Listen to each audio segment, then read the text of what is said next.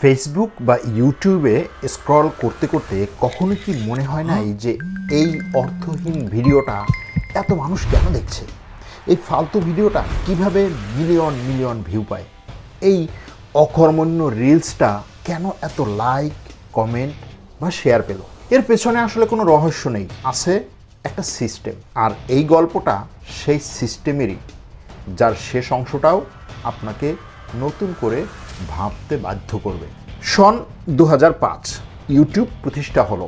প্রতিষ্ঠাতার লক্ষ্য ছিল প্রত্যেকটা মানুষকে একটা কণ্ঠ দেয়া। শুরুতেই তাই স্বাধীন সঙ্গীত শিল্পী, স্বাধীন সাংবাদিক, এমনকি স্বৈরাচারের বিরুদ্ধে লড়াই করা মানুষও কণ্ঠ পেলেন ইউটিউবে। এরপরে 2006 সাল গুগল কিনে নিল ইউটিউবকে।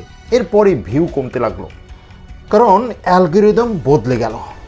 আপনার মানসম্মত কন্টেন্ট আর অগ্রাধিকার পাচ্ছে না, বরং অগ্রাধিকার পাচ্ছে বেশি সময় ধরে দর্শক আটকে রাখা কন্টেন্ট। গবেষণা বলছে ইউটিউবের অ্যালগরিদম অর্থহীন উদ্ভট ভিডিওকে মানসম্মত কন্টেন্টের তুলনায় 13 গুণ বেশি ছড়ায়। ফেসবুক, টিকটক, ইনস্টাগ্রাম, এক্স সব জায়গায় এই একই অবস্থা। কোয়ালিটি বনাম ভিউয়ের মাপকাঠিতে কোয়ালিটি হেরে যাচ্ছে সব জায়গায়। কেন? এখানে কি কোনো ষড়যন্ত্র আছে? না, আছে শুধু ব্যবসা। প্ল্যাটফর্মের মূলধন আমাদের সময় আর মনোযোগ।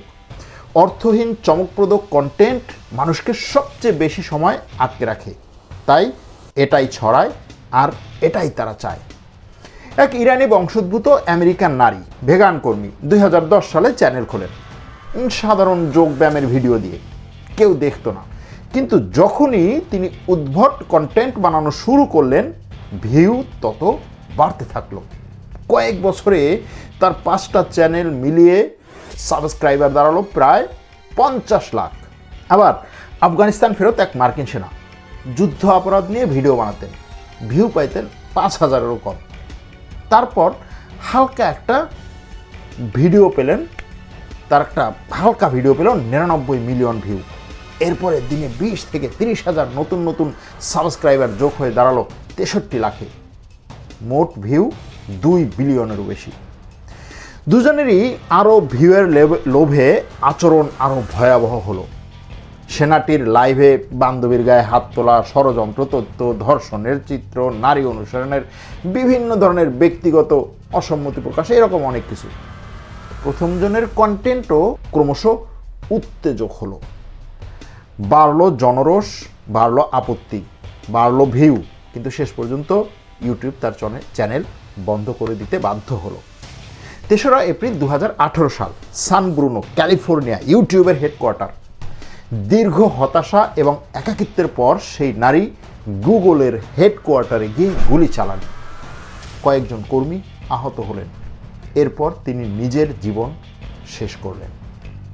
এই ঘটনা তখন যুক্তরাষ্ট্র জুড়ে ব্যাপক আলোড়ন তোলে। কারণ কি? এই ঘটনার একটা মাত্র কারণ বলা যদিও ঠিক না।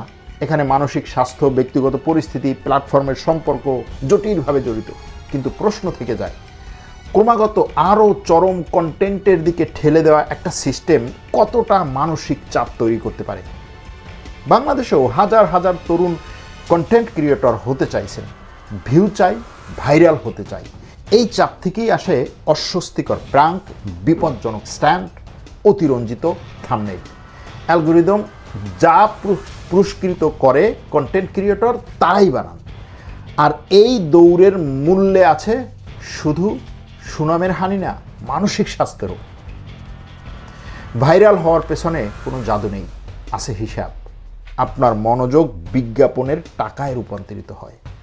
নিজে কন্টেন্ট তৈরি করলে জিজ্ঞেস করুন, ভাইরালের নেশায় অ্যালগরিদমের পেছনে ছুটতে ছুটতে কত দূর যেতে রাজি আপনি?